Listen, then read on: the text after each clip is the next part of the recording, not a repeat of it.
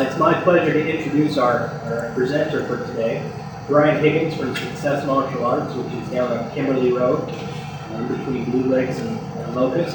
I asked Mark what type of introduction he would like, and that's about it. He's been here in Twin Falls teaching for approximately 15 years. And we'd like to thank Jill for volunteering to participate in the demonstration. Without further ado, Brian Higgins.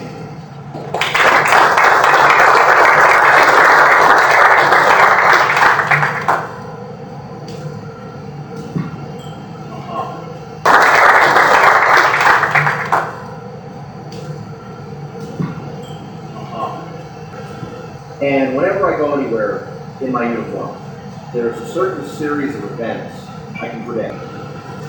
The first one is someone will do this.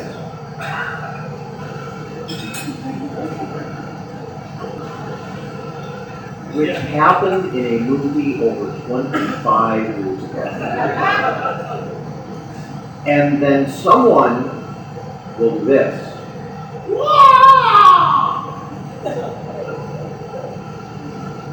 Which happened in a movie over 35 years ago. As a matter of fact, that gentleman has been dead for over 35 years. And then, there are usually a few people who either ask me to beat someone up, which is what just happened for poor Joe, or and we gotta wonder what she did to invite that attention, and then, someone will ask me, well, is there going to be a demonstration? Are you going to somehow flip or kick or throw someone or somehow hurt another person? And that's why I'm here to talk to you today. Because do I kick and punch? Yeah. And do I wrestle around? Sure. And do I teach people how to use their bodies and self-defense and all those kinds of things? Absolutely. As a matter of fact, on Saturday I was over at the YMCA. We did a ladies' personal protection program. Defense and all those kinds of things? Absolutely. As a matter of fact, on Saturday, I was over at the YMCA. We did a ladies' personal protection program, free community service. We had over 50 gals who were able to help and share that information. So sure, there's a physicality to what I do. Now, you have a few pieces of paper there. One of them Kent gave you, and I have no idea if that's about, but I'm sure he'd love to talk to you about it when he gets a chance. There's another one that says, stop the bullying before it starts. And this is an example of some of the community service activities that I try to provide. We've all heard about bullying and kids getting guns and hanging themselves and cyberbullying and all this sort of craziness.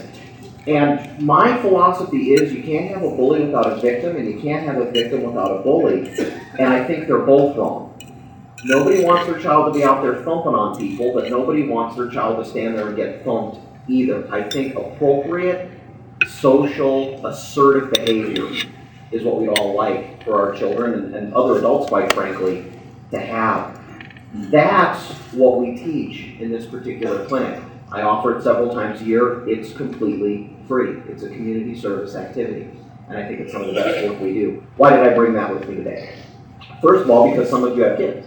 Some of you know people who have kids. Some of you are grandparents, probably even some great-grandparents. And I think there is some value for those children. And if I didn't come here and tell you that today, you probably wouldn't think that. When I say martial arts instructor, people don't think assertiveness educator. They think kick the guy in the head. And there's so much more to it. And that's sort of my theme today. That I'm going to share a whole collection of things with you that if I didn't tell you these things today, you probably never would have guessed on your own. I do an anti-abduction program, which covers both not getting kidnapped and, for adults, the sex offender problem. That I believe that problem tends to be transmitted, and that if we can prevent it at the point of transmission, we're going to have fewer of those problems. If we have more children who know what to look for, how to say no, and how to get away, we have a problem to stop an opportunity to stop that problem before the really awful stuff happens. I've given that course to over 6,000 children, absolutely free.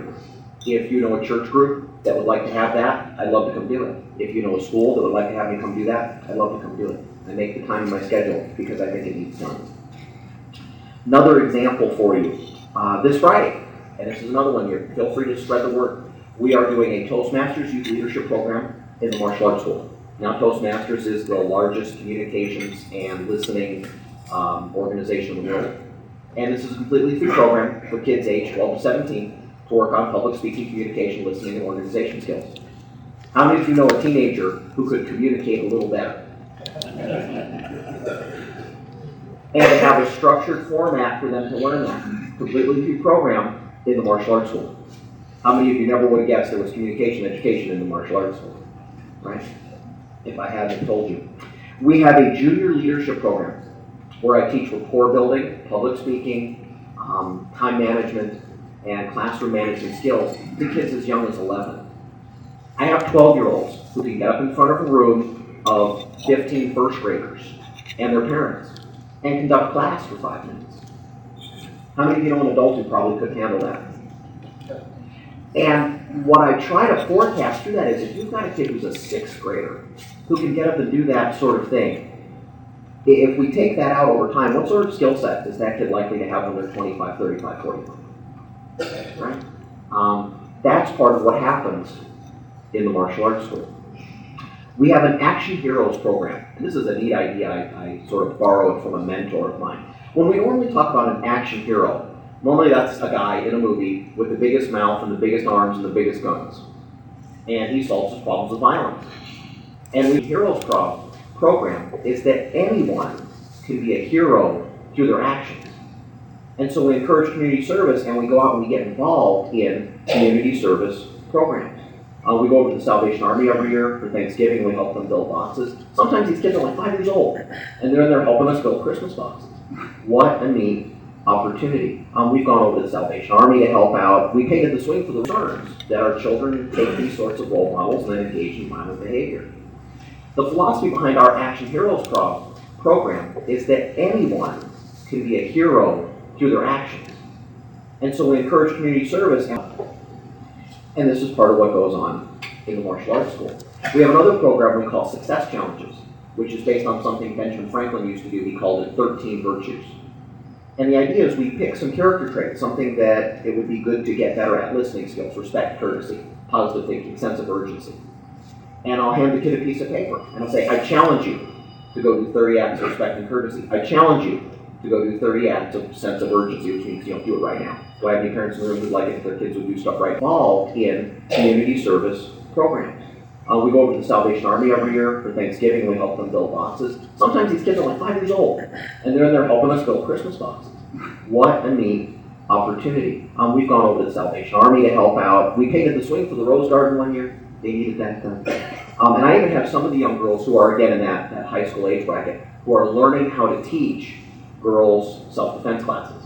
So they can go back to their churches and they can go back to their schools and help teach these things as well. And this is part of what goes on in the martial arts school. We have another program we call Success Challenges, which is based on something Benjamin Franklin used to do. He called it 13 Virtues. And the idea is we pick some character traits, something that it would be good to get better at: listening skills, respect, courtesy, positive thinking, sense of urgency.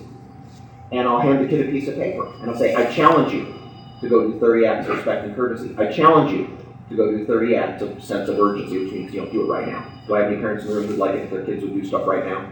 Yeah. And then they write these things down, they bring them back in, and they get recognition on their uniform. And then they cycle through these things again, right, in the martial arts school. And so when people are doing this and that, it means I haven't done my job to help educate folks what the martial arts school is really about. Because it's not about hurting Jill, and it's not about kicking people. There's so much more to it. You have another piece of paper, and this looks like a very salesy thing. And please forgive me, you can fit in a survey. And the survey was just a yes or no survey. And I said, I want you guys, 5th graders, 6th graders, to go talk to other people's parents.